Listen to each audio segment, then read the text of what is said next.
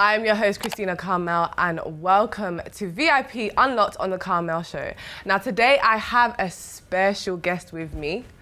We have Nikky, celebrity barber, the one and only, the go-to man of this industry if you want to cut your hair. Nikky, how are you doing today? I'm really blessed, man. How are you feeling? How was it to get here? Everything Beautiful. Good? Getting here was a bit, because I don't even know this area, so. Yeah. But we move. It's good. I would say one thing about you that I know for sure is that you are so hardworking and you've like really dedicated your time, your consistency and everything to this industry of barbering. But how and when did it start for you? When did it click for you that this is what I want to do? Okay. I just want to start with say big thanks to God, because who would know that a barber that back in the days that people think is no job. Yeah. People think is the dropouts, people that drop out in school that becomes barber. Yeah, that's true. Yeah. And so people don't really rate barbers, or people don't really acknowledge barbers. Yeah. And so for the fact that I'm sitting here today, it's just by the grace of God, and I want to say thank you before we continue this show. The barber is on the show talking. Anyway, it all started from Ghana, where me and my friends were playing outside, and another friend of ours went to the barber shop, because back in the days, we don't really go to the barber shop. Yeah. Because one, it's a bit expensive. Two, your parents can just grab any scissors and just go. They don't cut your hair. They don't barber you. They just chop your hair off. Yeah, yeah. And so we are known to that. But if a particular friend of mine, ours, he actually likes his haircut. So he saves and goes to the barber shop. Okay. So we're playing outside, and he literally came from the barber shop. So he came to where we were playing, and as soon as I saw him, I said, "Yo, your hair don't look like you come from the barber shop." Yeah. He said, "What do you mean?" I said, "It doesn't look like you come from a barber shop. I can even do better." Oh, wow. Yeah, and this is the first time. Interesting. And then that's at that time I realized that I like daring myself. Yeah, anything I really want to do, I have to dare myself. And so sometimes people have to dare themselves. Yeah, yeah. So in that process, because he's older than me, a friend to say to me, like, because I said, "Oh, I can do better," everybody started laughing, and he said, "What do you mean?" I said, "I can do better," and they said, "Okay, go on then, fix it. If you're not able to fix it, I'm gonna beat you up." So I said, "Okay, sure." I ran quickly to the house. At that time, there was no clippers. How old were you? Because this sounds like a young story. Yeah, the young story. Yeah, this sounds like you were young. I can't remember, but I was around... Were you in your 20s? No.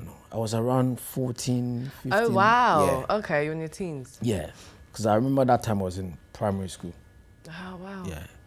So I ran quickly to the house. I didn't have clippers by then, and because I wasn't a barber, there was no tools. Yeah. But to me, I had my comb, the normal comb we used to comb in my house, and then I had blade as well, normal razor blade. Yeah.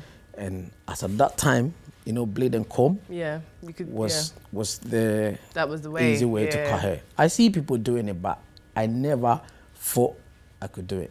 Wow. So I grabbed that, and I grabbed the comb, grabbed the blade, like there was Afro comb as well to comb the top. I didn't even know how all these things became the tool for the day. Yeah. And then I also grabbed my mom's, they have, our parents used to have these big scissors they use for sewing. So I grabbed that. The big ones. Yeah. And I rushed outside. And that day, Nikky was discovered. Oh, wow. So that means you've literally you saw the vision from when you were a teenager, and that has been your consistent career. Because in the time I've known you, I've never known you to do anything else. So literally barbering was so you're actually quite lucky, because a lot of people don't know their direction until many years later on. So you knew from early. Yeah. In that case, that's where the daring comes in. Yeah. Because, when I saw the guy, I said to him straight away that, oh, your hair don't look good. I can do better. Wow. Yeah. No, for me to be saying that, you knew what I you were confidently know in my heart that I can do it. Wow. And when after cutting his hair, everybody start going, wow, we didn't know you can cut hair. And then I said that I didn't know I can cut hair. And so all my friends had their haircut that day, like 10 people. And then people started coming from everywhere. Oh, cut my hair. So I started cutting everybody in the area. But I didn't charge none of them because I discovered myself and I was so happy. So just flowing. That is amazing. Yeah. And so then obviously after that, now you've had multiple interviews. And you've had one in particular that we're gonna play. Can we show the interview? And this was with BBC. About the men who need a haircut. Nikky Okyere is on the speed dial of many Premier League footballers and Afrobeat stars. Here he is, showing us what to do. Hello, my name is Nikky, the only barber that breaks the rules and changes the game. Today, this is when I know you made it. This is when I know. I was like, okay. How to cut your own hair at home with these clippers. Some of the clients are Anthony Marshall, Eric Bailly, Wilfred Zaha. In fact, before this video, Jordan Ayew. And so we're going to quickly start. I had a whole documentary with BBC before. Yeah. This video. That's when they came into the shop. Make sure it's zero. Yeah. I saw that. Yeah. And it feels good. Make sure you always keep the blade. It feels Not good. many people can do it like this. Because this happened during the lockdown. They called me, they said, listen, we know that a lot of people are just not happy the way the lockdown is. And people want their haircut. Is there any way we can show them, you can do something quick and show them step by step how to cut their own hair at home? And I said, sure, this is one of the easiest way. So this is the second BBC interview, so you've had like 2? Yeah, this is the second BBC interview, but I've had interviews with The Sun, Daily Mail. That's amazing. You know. Just from doing what you're doing. That is like, you're feeling, you gas yourself up a little bit. That is changing the game. You don't need to be humble today, sir. I mean, when I started it, a lot of people were doubting me. And in that aspect, as a barber, because I said to my mum, my mum is always my inspiration. I said to her that I would do barbering and I'll take barber to the next level. Yeah.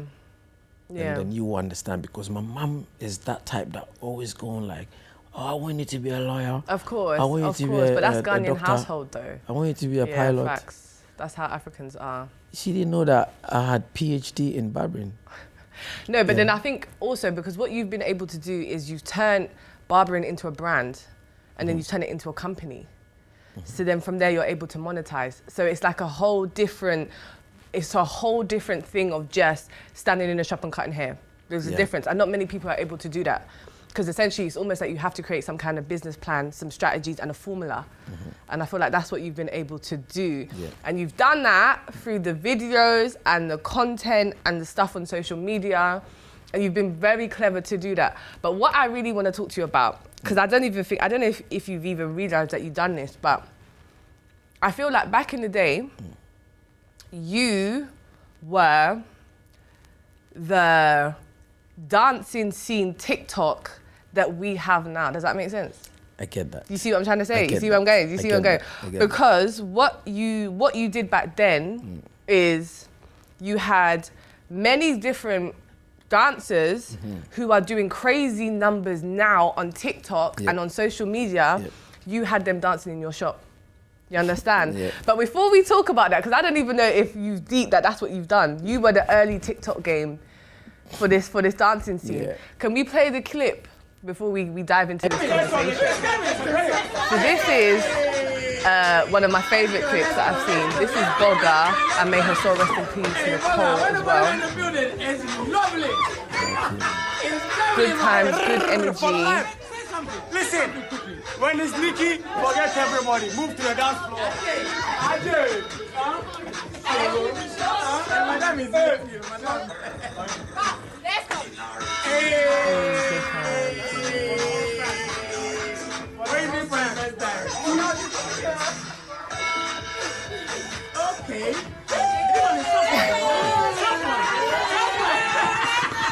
Let's go. special, special, special moment.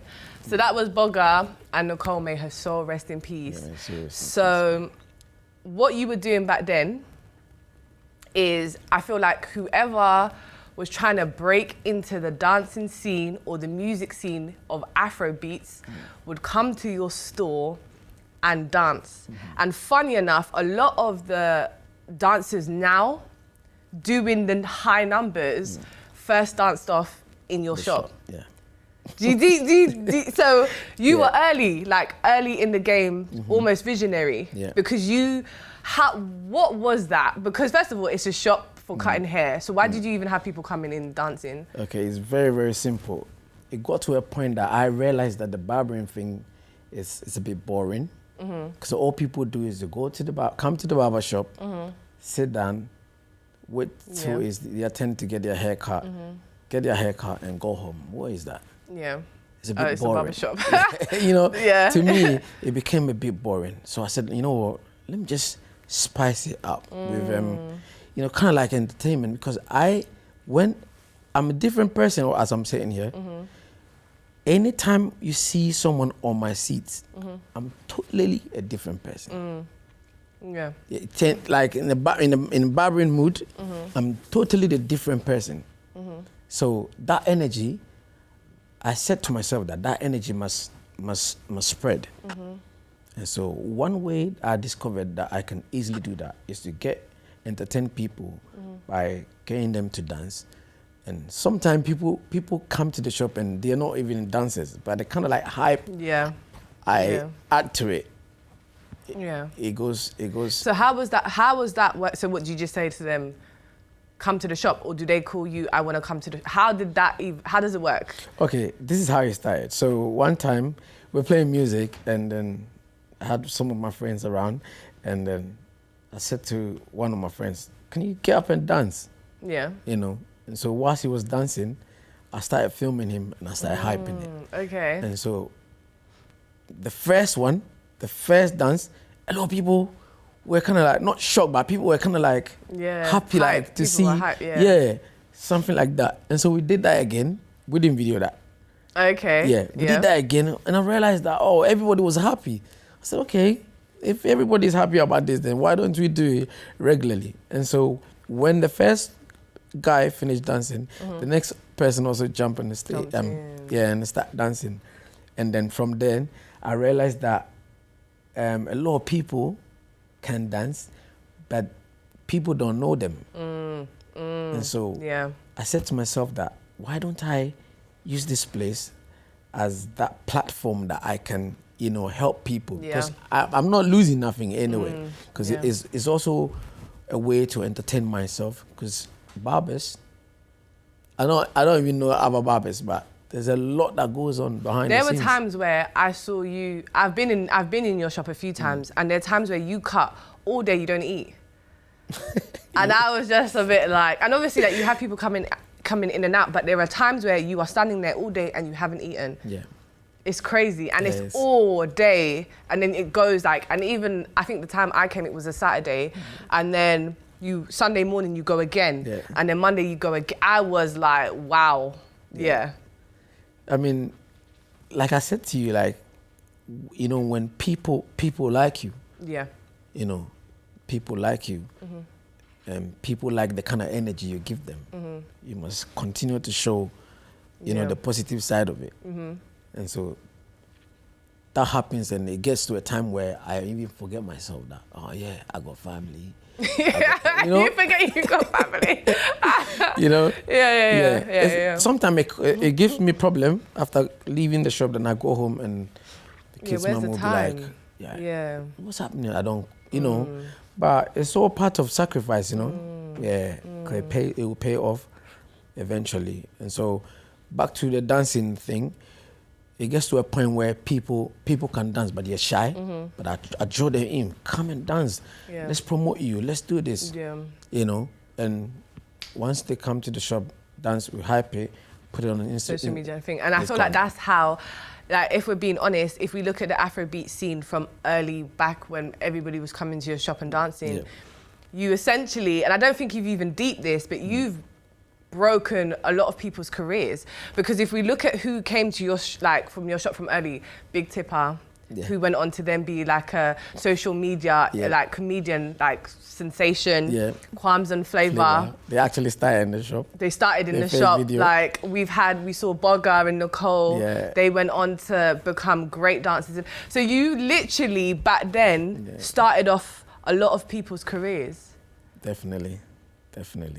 Like. Definitely. You should have been collecting percentages. Yeah, I remember one time, the first time Afrobeat was doing his video. This is so crazy what I'm about to say right now. To me, my arms is actually wide open. Yeah. And I'm there to help people because I realized that if you don't help people, they will get help anyway. Yeah, of course. And then you see it with your eyes because you deny them. Exactly. And so when God's glory is coming on someone, you will feel the guilt will be there all the time. So when you get a chance to help people, you need to help them. You need to help them, yeah. It doesn't cost you nothing.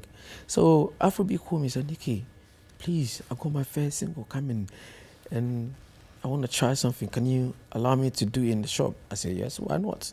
So he came. We started doing the video and I had a phone call from one of the artists. I don't want to mention their name. Okay. And he said, yo, I just drove past the shop and there's so many kids around. Why are you entertaining kids? I said, no, Afrobeat is having a video shoot. I said, Afrobeat. Who's that? Who's that? So, yeah. In fact, he know who it was. I said, what music is it? You play game, you play too much. I said, listen, stop judging people. Yeah. You know? I asked him, who are you to tell Afrobeat's future? Yeah. This is how he starts. Okay? So leave him. Who is Afrobeat today? And actually, shout out to Afrobeat. I spoke to him not too long ago and he will be joining us here. So imagine Afrobeat said to me, like, oh yeah, Nikky, I want to come. And say, nope. Yeah. And you would have seen him now and it would have just been, you would have known that you denied him. And I actually spoke about this, about, you know, not turning your back on up and coming artists or people who are up and coming because you never know where they're going to be. Definitely. Like you never know. And I think one of the good things about you is that when people speak about you, they speak about how you made them feel, right? Wow. And I feel like that is so unique to any barber because a barber is a therapist, a barber is a counselor. You go and you sit in the chair. How do you know this? Because I cut my hair No, but essentially like, I mean, if you have brothers, like I have brothers and so I know, but, and my mum is a hairdresser as well. But if you're sitting in that chair, like I want to talk too, you know what I mean? I'm not going to just sit in the chair and wait. Because imagine the waiting time that you have to wait. The waiting time to cut hair is long. You guys need to fix up on that. You guys have people waiting all day to cut their hair, like morning, noon and night. But by the time you wait to cut your hair and then sit in the chair, we can't be dealing with silence. So essentially, I can only even imagine that people will come in your chair and then it's like, you might get a bit of bad news and now you want to just offload, you want to gist. Who else you got to talk to? The barber, you know what I mean? So I can only, and if that's how people characterize you, then I can only imagine that is how you are and that is what you would do. So that's a whole different service that you're providing. Yep. And so I feel like with that, you've then been able to cut so many footballers, influential people, artists, people in the industry. Do you know what? When I was first trying to like round up the names of like everyone that you've cut, some of these footballers, I'm not even about to go and name. Some of them got some mad long last names, but big players. Yeah. Massive, massive players. Yeah. So can we show the clip? We're gonna talk about some of the many people that you've cut, from Sarkodie to Freedom Jacob Caesar, to Afro B, to King Promise, to Zaha, to this person, to that person. How did you get from barber to celebrity barber? Okay, let me say this. You know, most of these people, most of the celebrities, right? They love me because of the energy that comes out of me. Yeah. Okay. Forget about the cutting. Yeah. Cutting is one. okay? I mean, yeah. But the energy that comes with the cutting is another thing. Yeah, and we can see that from the yeah. To me, anytime I hold the clippers, I have to give it all. You know, like you said, barbering. A lot of barbers don't know that they are therapists. A lot of them know that they are architects. Yeah. Yes. Okay. Yes. Job descriptors. A lot of them don't know that they actually kind of like what's the word? It's like we bring smile, like we bring confidence. Yeah. Let me tell you a quick story. There was a boy. No, I don't even want to say it like that. One time, these guys were sitting in the shop. They came to have their haircut, and they saw a girl that was going past. A beautiful girl. Yes. And so two of them started arguing, and then the first person, the first one said to the other one, that, yo, look at that girl, move to her, man, go and get her number. And the guy said, how can I go there? I haven't got my haircut. Oh, wow. Okay.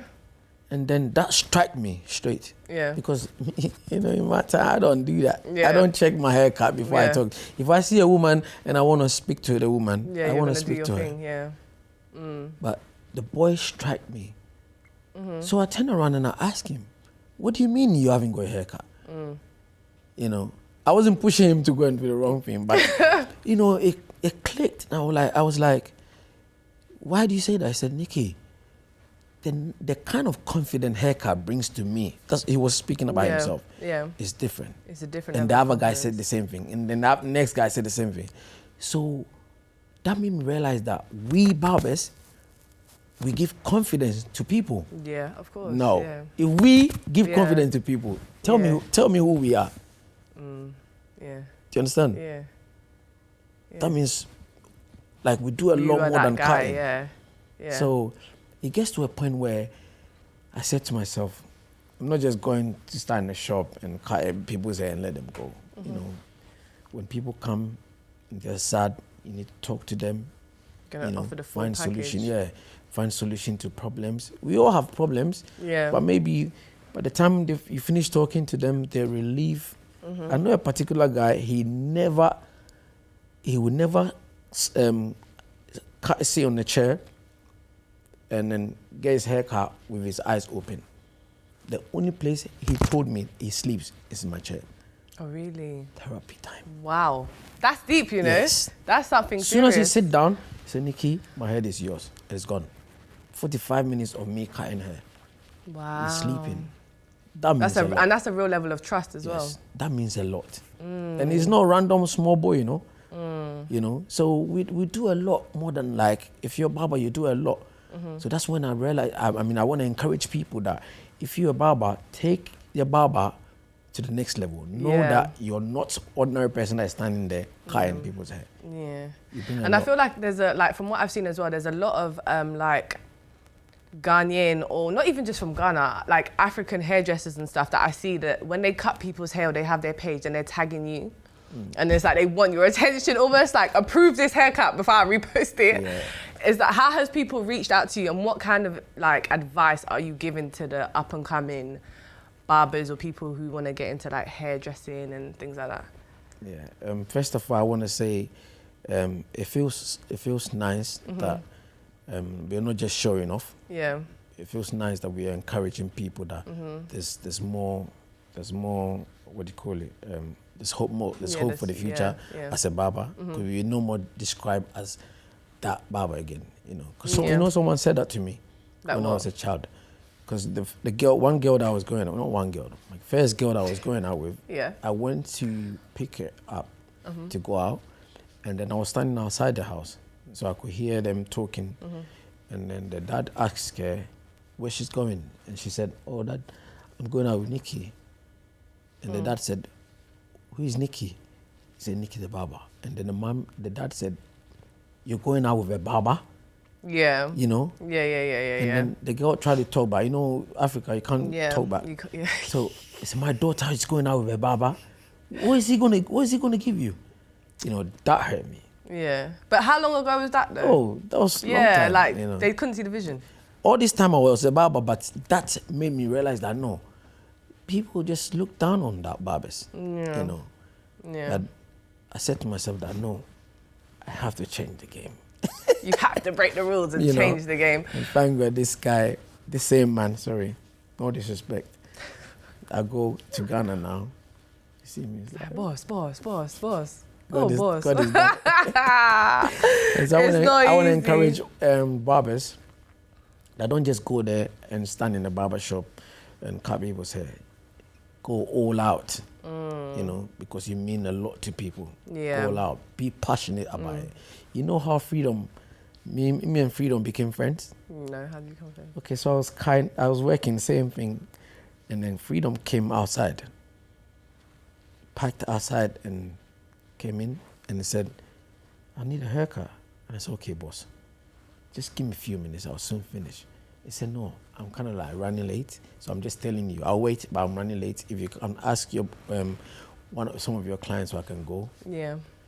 And so as soon as he said that to me, I realized that no, it's running late. Because sometimes we can break the barrier for people. We can break so what did you tell your guests queue for people. Like? And I had four young, guys sitting, waiting. Some of them is their birthday, some of them their anniversary and that. But you know what? God always have ways of working. Yeah. If you always have positive mind and clean heart, God will always come in for you. Yeah. At that time, if it's any random person, I know that the boys wouldn't allow me, because sometimes if you do that, they get pissed off. Yeah. I mean, you can't do that to people. Of course. But that particular day, I said to them that I just went to them. I left the clippers, went to them, said, guys, listen, I know this is weird. I don't usually do this. And you guys are in a hurry, but I'm begging you. Yeah. Just some few minutes, like 10, 15 minutes. He doesn't really want a haircut, just touch up. Yeah. Please. And then after, the way you say it is even more. Of course, it's the delivery, especially with London boys as well. Yeah. It's the delivery. None of them was upset. Everybody was calm. So, Nikky, go on, Nikky. And then he came in, he sat down. I didn't take that long on his hair. When I finished, you know what he said to me? What did he say? He said, Nikky, I know you don't know me, but I want to say something to you. You see, you're not just a barber. The kind of like passion you put in your work is so crazy.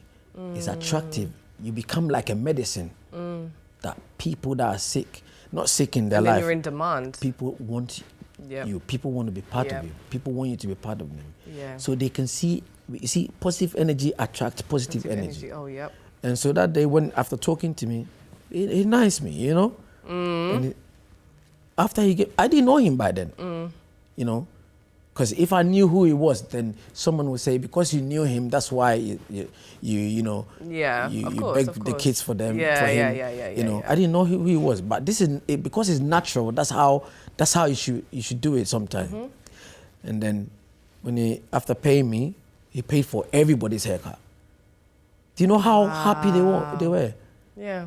That's why sometimes you shouldn't even be talking too much. You can't complain, because you never know what is coming your way. Sometimes you block the blessing when you start making so much noise. And so he paid for all of them. They were so happy. He's like, who is that? I said, I don't know. And it happens regularly. Yeah. It happens all the time. Like, it happens so many times. And so the passion that you put in work is also very, very important. Of course, because then people can see your hard work and then they want to help you. I feel like hard work is very attractive and it's attracting. Yes. And I feel like with that, obviously, you've got the brand breaking the rules, changing the game, my G, come on. That is just an absolute, and it's so catchy as well. But also, it's like, you've gone into moving from the shop to like private jobs, private clients, should I say. And you're in and out of so many people's homes, so many footballers. We see you going to Italy, then you'll go to Paris, and then you'll go here. Like, you booked and busy, like, getting flying out like a bad B-boy. Yeah. Just you're here, and then you're here, then you're here. Yeah. What is it like going into footballers' houses and, like, mingling with their family? Like, you're in, like, it's almost like very much a part of the family. And then you're getting fed as well. I heard they give you food. Oh, definitely. What is it like working with footballers? footballers, let me say this, for the first time I'm going to say this on set. There's only one thing that footballers don't like about Nikky. Which is what? You want to guess what it is? What? The camera? My timing. Are you always late? It's like you have to sacrifice for somebody and you're late. You know, I don't do it on purpose. I know a lot of barbers do that. Yeah. But sometimes it's not on purpose. Yeah. Maybe they say come and you want to finish quickly and then you go. By the time you realize you've eaten 10 minutes of the time, you know.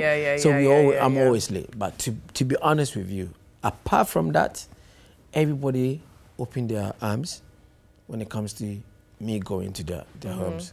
Because, you know, not footballers, but people with their family, they can't just give you a chance to come to their, you know, their comfort zone like that. And so, like I said to you, the positive energy reassures them that Nikky is that kind of person. Yeah. Sometimes I go, not even just cook for me, but some of them, this barber job, in fact, tell a lot of people should start being a barber, you know. Don't get competitors. Don't give yourself competition. No, a lot of people should become barbers because barbering is so beautiful. Yeah, but not everybody, listen, not everybody's going to have the same experience as you, though, because I feel like I personally feel like everybody's lane is unique because of what they bring to the table. Yeah, you're right. So everybody can be a barber, but will not have the same experience because it's about what Nikky brings to the table. Yeah, right. And only Nikky can be Nikky. Yeah, but you can learn from Nikky. But you will never be Nikky. You're right. Do you understand? This sounds so egotistical. But it's true because I feel like, and I was having this conversation yesterday about like businesses and stuff like that. Like, it doesn't matter. Anybody can copy your format, but they will never be you. So they can never bring to the table what you bring to the table. So you can copy and do whatever, but it ain't going to be the same experience. You're right. You're right. So it is what it is, guys. It is what it is. One time, one of the footballers, I want to mention his name, but mention names, because I need to know. I need to live through you. He did some. I mean, I love all of them. Who's the best? Who's the best? Yeah, who's had the best experience? Who's giving you the best? You put me in trouble. Come on. The best footballer that I've cut is when they're sitting on the chair. And who is it? When the footballer is sitting on the chair. So that could be a different football every time. Okay, but who talk about a unique experience with one particular footballer? Unique experience will be the first footballer that I cut. Which was? First person that gave me the chance. He said, Nikky, cut my hair for me. That time I didn't know about cutting footballers. His name is Yakubu Ayigbeni. I can never forget about this guy. Yeah. This guy, so beautiful. His heart is like, he came to the shop with his friend. He was actually introduced to me by his friend. Okay. And so I'm going to use this to also encourage people or tell people to know that doing what you're doing properly and with all your heart doesn't have to take you straight to the celebrity or doesn't have to take you to the heart of the richest person. But it can connect you from the richest person's friend. You know, that's how you get introduced. Connections, And so the reason why I'm saying this is this footballer, his friend, his best friend, happens to be my customer. That time I didn't know him yet. Okay. So after cutting his hair, and he said, Nikky, you cut my hair good. I want to introduce you to my friend. So you see, if I don't give it all to the friend, then it's it's a ripple effect. After I did his hair, and he said, let me introduce you to Yax. He introduced me to Yax. He brought Yax. And then it's the first haircut I gave him, put it out there, and that's it. Wow. The rest of the footballers started connecting to that. Oh yeah, you did it nice, and that's it. And that's how the experience went. That's amazing. So do you feel like would you want to ever like have your own shop? I know you have the Camberwell one, but like your own official, all go out, interior decorated shop, breaking the rules, changing the game in the front, great location, like, I'm putting it out there, innit? To be fair with you, yeah, I have something positive come in. Yes. Right, I know a lot of people. It's incredible. A lot of people want to go into the barbering thing. Oh yeah, but what? So some kind of like mentoring.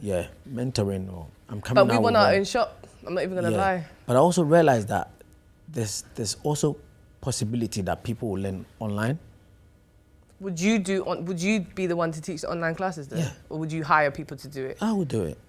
I'm coming out. I'm working on something with that.